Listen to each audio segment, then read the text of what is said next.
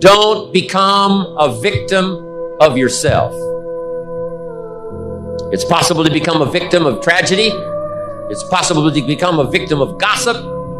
It's possible to become a victim of the things that happen out there. But here's the most important thing. Don't become a victim of yourself.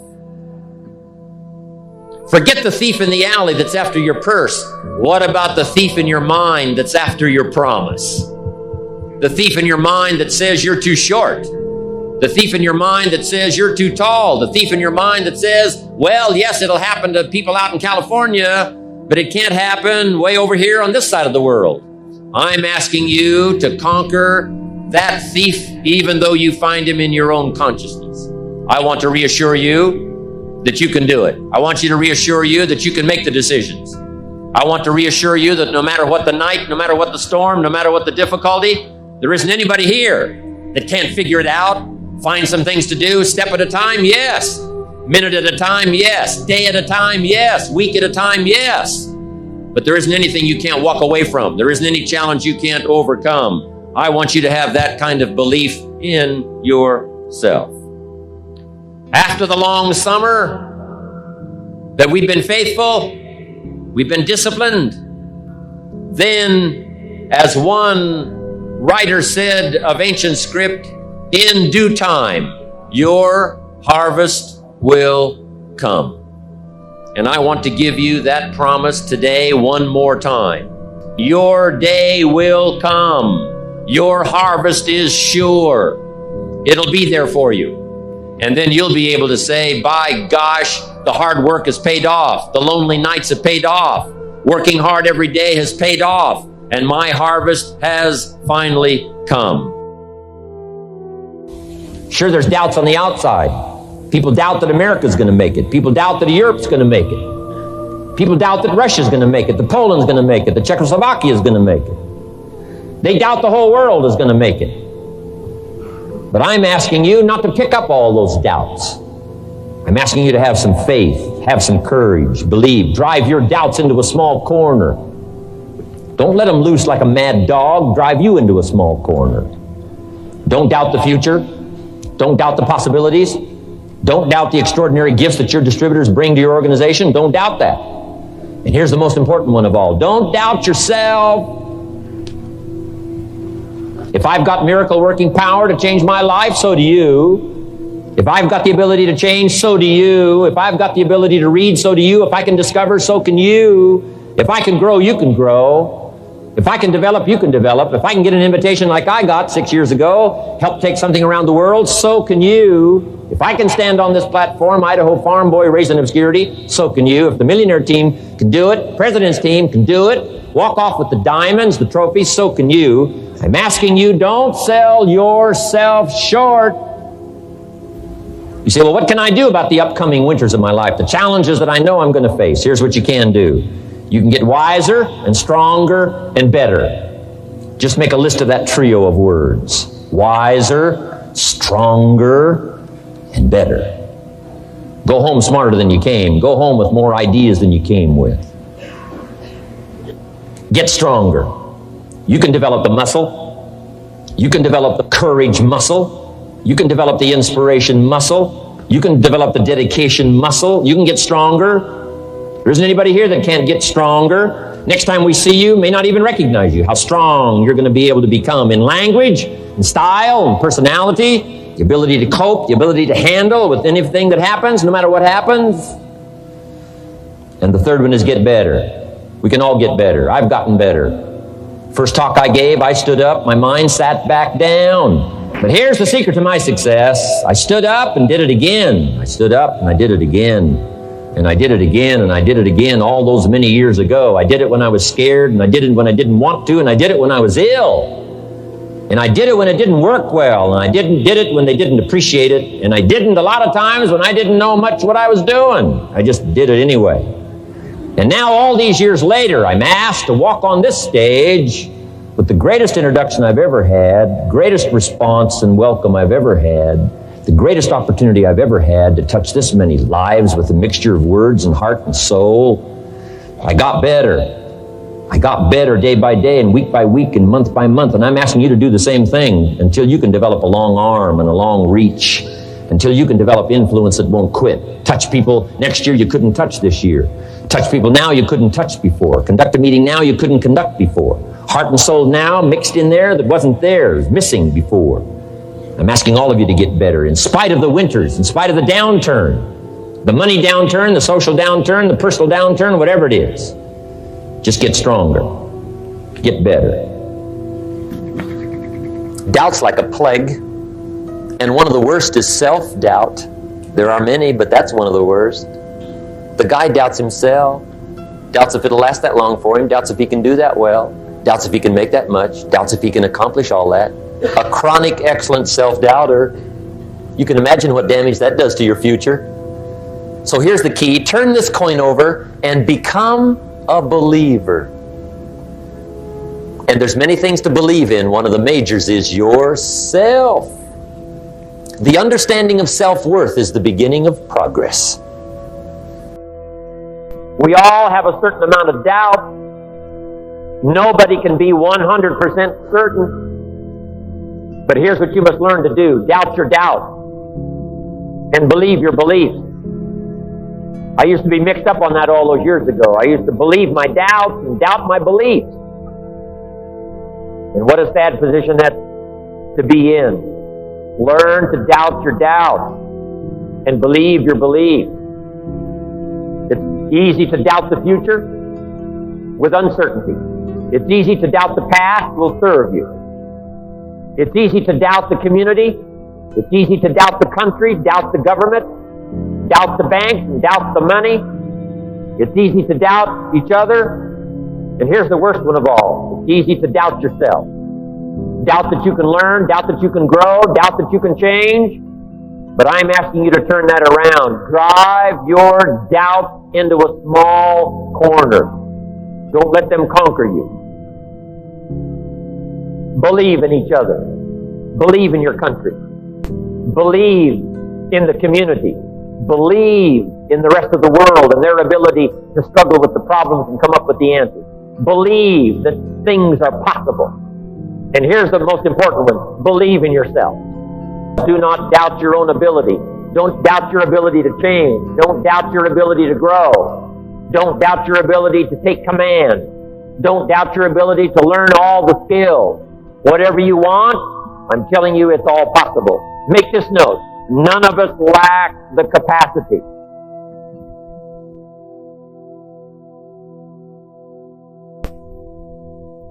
None of us lack the capacity.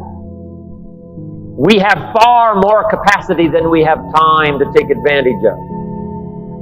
I do read a record where it says, all that time ago, some people lived to be 700 years, 800 years, 900 years old. I feel a little shortchanged when I only have the chance maybe to live 70, 80, 90, 100 years. When all that time ago, the record says, some lived to be 700, 800, 900 years. It seems like it would take 7 or 8 or 900 years to tap the full extent of our capacity, let alone 70, 80, 90, 100 years. But here's what I'm asking you to do. Get busy. You've got more brain power than you've used so far. You've got more potential than you've used so far. You've got more strength than you've possibly used so far. No telling how many languages you can learn. No telling how far you can go. No telling how strong you can get until you get busy working on yourself and see if you can't tap all of your full potential. I found that the biggest enemy you have to deal with is yourself. There's an old African proverb that says, if there's no enemy within, the enemy outside can do us no harm. Look at your life. Look at where you want to go. Don't worry about your circumstances. Don't worry about your age. I have a friend who's up in age, over 70, and she wanted to build a multi-million-dollar complex. The name is Dr. Johnny Coleman. Lenders and bankers say, you can't do that. You're too old. She ignored them. That building now stands, ladies and gentlemen, a multi-million-dollar structure. But there are a lot of people who would have listened to that. There are a lot of people that would not have even gotten to that point. They would have talked themselves out of even going down to the bank to ask for it. because they've already said no to themselves. See, it's time now. If you want to make this your decade, you've got to start saying yes to your life. You've got to start saying yes to your dreams, yes to your unfolding future, yes to your potential, as opposed to saying no. See, 87% of our self-talk is negative. So you've got to make a conscious, deliberate, determined effort to say yes to your dreams. Why not? Why not me? Don't spend time like most people going through life complaining. You got to learn to let the past go so you can grow. Many people never act on their dreams because they allow their past experiences to determine what their possibilities are. Whatever you've done in the past, that's not a reflection of your possibilities. That's just a reflection of your consciousness. That's just a reflection of your development and your growth. The future is unfolding for you right now. The future is unlimited for you right now. No one knows where you can go. No one knows what you're capable of or what's possible for you. We have the power to change our personal history, changing the direction of our lives, changing our thoughts, changing where we want to go, exploring new horizons. So as you begin to look at this decade and affirming that this is your decade, as you set goals that will make you stretch, that will bring out the best in you, as you begin to remove the negative, toxic people from your life, as you decide to take some chances in life, and that's one of the things that's very important. God said, if you're not willing to risk, you cannot grow. And if you cannot grow, you cannot become your best. And if you cannot become your best, you cannot be happy. And if you can't be happy, then what else is there? The ideal situation for a man or woman to die is to have family members standing around their bed praying with them as they cross over. But imagine, if you will, being on your deathbed and standing around your bed, the dreams given to you by life, the ideas that you never acted on, the talents, the gifts, the abilities that you never used. And there they are, standing around your bed, looking at you with large, angry eyes, saying, we came to you, and only you could have given us life. And now we must die with you forever. And the question is, if you died this very moment, what will die with you? What dreams, what ideas, what talents, what leadership potential, what greatness that you showed up to bring, that you allowed fear or procrastination to hold you back? When you don't have a true appreciation and acceptance for who you are, and you allow yourself to be immobilized by fear, what happens in the process is that you begin to abuse yourself. You begin to sabotage your life. You begin to sabotage your dreams. You begin to unconsciously work against yourself. You become your own worst enemy. So what do you do about that? Well, you begin to realize that your dream and your gifts have so much meaning and so much value for you till your hunger for them will begin to push you past the fear. Your hunger to have them will give you a special drive. And the majority of the fears that we have are not life or death fears. They're not those kind of fears. But through our imagination, we blow them out of proportion and we give them more power than they actually have or deserve, and we permit them to govern our lives.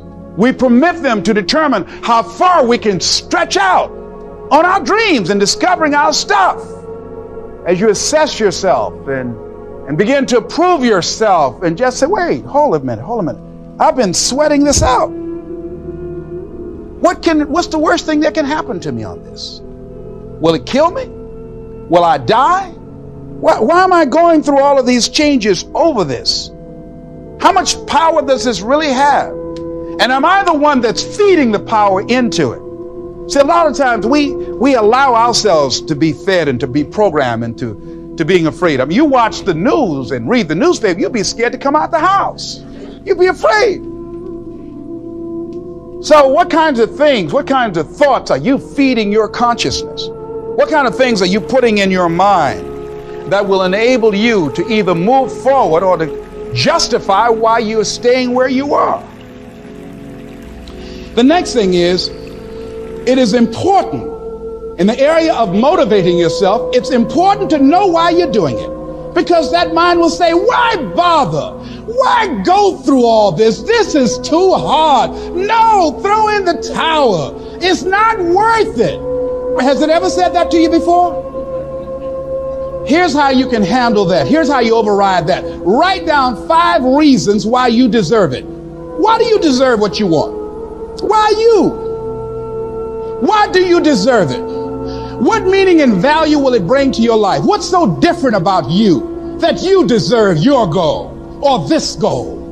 And when you write down those 5 reasons, when you have some down moments, and you're going to have them, when that conversation starts talking to you and it's going to talk to you, what you will do is you can pull that out and read it, and it will build you up.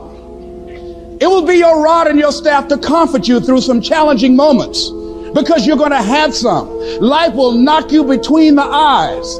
It will catch you on the blind side, come out of nowhere, stuff you can't anticipate that will knock the wind out of you. You want to give up. That's why it's important for you to work on yourself, listening to tapes, building yourself up, talking to yourself with power, feeling, and conviction, building yourself up day in and day out, because it's coming. What are some of the self-defeating behaviors that we become involved in that prevent most people from enjoying themselves? Some people develop the "what's the use" attitude. Why bother? Some people have the "I really don't care." And they convince themselves that they don't care and they don't feel anything. And after a while, they really don't feel anything. Their lives are empty. Some people say, well, it's really not worth the hassle. Just too hard. A lot of people don't ever do the things they're capable of doing because they allow themselves to go along with the crowd, following the crowd. Many people have things they want to do, and they find themselves in relationships with people who are addicted to mediocrity, and they allow their behavior to influence their behavior. Many people don't do it because of the fact that they allow their lack of self-confidence to immobilize them. I remember when I wanted to go into business for years, that was an agonizing thought in my mind. I wouldn't try it because I didn't believe that I could make it. Of the 5 things that you would like to do if you had the courage to do, I want you to pick one thing. Pick one. And here's how to set it up for yourself that will help free you and get you unstuck. What is the worst thing that can happen if you do it? So what's the worst thing that can happen? Let's say going into business for yourself, or changing careers, or getting a divorce, taking some kind of chance of something that you've always thought about doing, but you just haven't done it for whatever reason. What's the worst thing that can happen? Do the worst case scenario. Now, when you do the worst case scenario, you write those things down, the worst things that you fear would happen. When you name your fears, that puts you in control. What are you afraid of? Name it, write it out so you can look at it, confront that fear. Now that takes you to the next step. What are the benefits? What are the benefits of your acting courageously, taking life on? What are the benefits of your acting courageously? Whatever it is that you've identified. Write the benefits down and then focus on them. Focus on the benefits, not on the liabilities, not on your fears. Focus on the benefits. That which you hold in consciousness tends to manifest itself. Think about how good you feel. Think about the level of increased self-respect, the sense of self-worth that you'll feel. How good you feel getting up in the morning, looking yourself in the mirror, because you're taking life on. The other thing is acknowledge your fears and then go into action. This book is called Feel the Fear and Do It Anyway. That's it. See, I believe anybody who's ever done anything, who's ever taken a chance, doesn't mean that they are not afraid. Courageous does not mean being the absence of fear. I think that being courageous is willing to do it because that's what you feel, and you're going to do it anyhow, regardless. So you're not going to be immobilized by your fears or your doubts. You admit, okay, I'm scared to death. Now, okay, what is it that I must choose to do? Go ahead and experience that fear, but don't let that fear immobilize you. In what you've done with your life thus far, Is it giving you what you want? Is it giving you what you want? When you look toward the future, when you look at all that's going on out here, is there some place within yourself you say, hey, I know I need to be out there in that arena. I know I can do more than what I've been doing. I know there's some great music that I have within me that I haven't brought out here yet. Is that something that you begin to look at within yourself? See, I say if you look at your life, and if you're not getting what you want, you owe it to yourself to do something differently. If you're on a job, 85% they say of Americans go to jobs that they're unhappy. If you're doing something 8 hours a day that you don't like, it's not giving you what you want, it's not giving you a strong feeling of satisfaction and fulfillment, you're miserable, you hate to go there, you're depressed just thinking about it, you sing the "Thank God It's Friday" song every week, it's giving you headaches just thinking about it on Sunday afternoon after the football game goes off. If that's what it is, you owe it to yourself to start strategically working to change directions. See, but you know what most people will do? Most people will resist change. Most people will fight change as if change would be worse than what they're experiencing. Once you begin to discover who you are, then you really realize how you have been given authority and dominion over everything on the face of the earth, including all the dimensions of your life. But you can only do that through the struggle of life. And most people avoid the struggle. Most people go through life avoiding pain. And when you go through life like that, something in you dies. Something in you that you never activate is lying dormant in there, that you never get a chance to call on because you have not challenged yourself. Somebody said the land of familiarity belongs to the dead. That most people like to feel like they're king in the area of their comfort zone. They only want to do those things that they know how to do well. Osborne said, unless you attempt to do something beyond that which you've already mastered, you will never grow. So if you want to begin to grow, you've got to put something out here that you can't reach easily, that has got to make you stretch, got to make you jump for it, got to make you get back a little bit and dig in so that you can take a leap for it. And maybe you jump up there and you miss it and you skin your knees and you come back again and you bust your lip next time. But you keep on, and through that process, you learn how to leap higher. You start challenging yourself to dig deeper, and then you discover some things about you that you don't know right now. Some talents that you have in you that you didn't know that you can do. I started out just talking to kids, and now I'm speaking at corporations. Now I'm traveling. I didn't know I can do this, but had I not given myself a chance, and I'm saying to you, give yourself a chance. Here's something else. If you want to begin to make your stuff happen for you, I think that it's very important that you start trusting yourself. Listen to yourself. Listen to that still small voice within you. Don't try and make everything logical. There are some things about life that defies logic, that you just can't explain how the outcome is going to be. That once you begin to trust yourself and your ideas and your instincts, life takes on a whole new meaning, because now I want you to do that feeling that you are led. Just feel, I am led. You don't need anybody to approve your dream. It was given to you. If they can't see it, it's because it wasn't given to them. It was given to you. Hold it, nourish it, cultivate it, work on it. It's yours. It's your baby. Work on it until it comes into fruition. I want you to ponder these 4 questions. Here's the first one, and that's why. Why pay the price? Why work this hard? Why go this far? Why try to learn this much? Why try to do it all? Why try to see it all? Why try to have it all? Why do it? Why learn it? Why study? Why put yourself out? Why try to take on this much responsibility? Why develop yourself to the full? Why try to become all that you can possibly become? Why try to earn as much as you can earn, share as much as you can share, develop every skill you possibly can, see every human you possibly can, Go to every class you possibly can. Touch everybody you possibly can. Why do that much? Why go that far? Why share that much? Why give that much away? Why try to see everything? Why try to do everything? Why try to become everything? That's a good question, why? And you're the only one personally that can answer that question for yourself.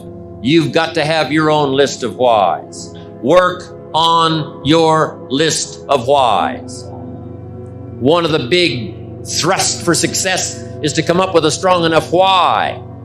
If the why is powerful, the how is easy. But if the why isn't strong, if your goals aren't powerful, if the vision isn't clear, the old prophet said, without a vision we die, without a vision we perish, without a dream we're nothing. I'm asking you to sit down with your family and develop a dream strategy. I'm asking you to make a list of what you want. What kind of health do you want? What kind of skills do you want? What kind of income do you want? What kind of gifts do you wish to bestow? What kind of power would you like to have? What kind of influence would you like to have? I'm asking you to go home and work on the why. Spend some time as you fly over the clouds and over the ocean back to where you came from. I'm asking you to have a vision by the time you've reached home of why you want this kind of income, why you want this kind of recognition and these kinds of skills. I'm asking you to develop your own list of why. Now, here's number 2. The first question to ponder when you go home is why. Here's another good answer to why. It's the second question. Why not? Why not see how much you can earn? Why not see how much you can learn? Why not see how many skills you can develop? Why not see what kind of person you can become? Why not see what kind of influence you can have? Why not see how many people you can rescue from oblivion? Why not see how many people you can reach? I want you to establish some of your goals. I want you to give thoughtful consideration to your goals. And why not? If we've got good health for many, why not the rest? If it's happened for you, why not others? And why not you? I want you to take that personal. Why not? Why not? You've got to stay here till you go. I mean, what else are you going to do? Why not see how much you can do, how far you can go? Now, here's number 3. Why not you? I wish I could say that to each of you individually, but it would take a couple of lifetimes to sit down and talk with each of you individually. But I would rather do that. I'd love to spend a couple of days with each of you personally and pour out my heart, my soul, what's going on in my head, what's going on with me, see if we couldn't connect and find something valuable. But time doesn't permit for us to have those intimate conversations and get to know each other that well. So I've got to do it from up here. But I want you to take it personal. And my personal question to you is, why not you? You've got the brains. You can make decisions. You can study the plan. You can change your life. You can grow immensely in the next few years. You can make your dreams come true. You can build a financial wall around your family nothing can get through. You can become healthy. You can become powerful. Why not you? And now here's my last question. My very last question on the questions to ponder is, why not now?